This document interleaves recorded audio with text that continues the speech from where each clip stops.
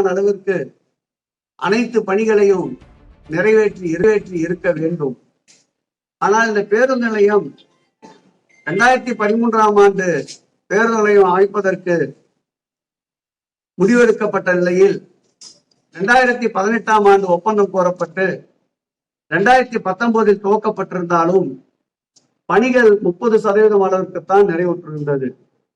மீத பணிகளையும் தேவையான பல்வேறு பயணிகளுக்கு தேவைப்படுகின்ற அடிப்படை கட்டமைப்புகளையும் உருவாக்கி இருந்தோம். பேருந்து நிலையம் செயல்பாட்டிற்கு வந்த பிறகு சிறிய சிறிய பிரச்சனைகள் கவனத்திற்கு வந்தவுடன் அவைகளை முழு வீச்சில் நிறைவேற்ற மாண்புமிகு முதலமைச்சர் அவர் உத்தரவிட்டதற்கிணங்க தொடர்ந்து இது போன்ற ஆய்வுக் கூட்டங்களை நடத்தி கொண்டிருக்கின்றோம். அந்த வகையில் நேற்றைக்கு சர்வீஸ் ரோடு எனப்படுகின்ற அந்த சாலையில் வித்யாலயா என்ற பள்ளிக்கு செல்பவர்கள் எதிர்ப்புறமாக அந்த பள்ளிக்கு செல்வதற்கு பாதையை பயன்படுத்தி கொண்டிருந்தார்கள்.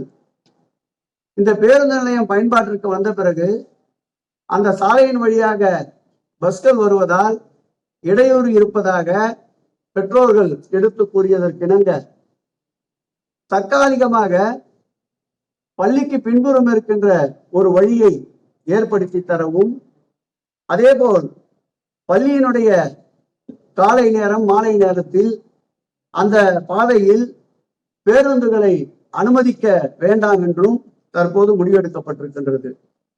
அதேபோல் அருகாமையிலே இருக்கின்ற ஆதி திராவிடர் பள்ளி, அந்த பள்ளியிலும் 500க்கும் மேற்பட்ட மாணவ செல்வங்கள் படித்து வருகின்றார்கள்.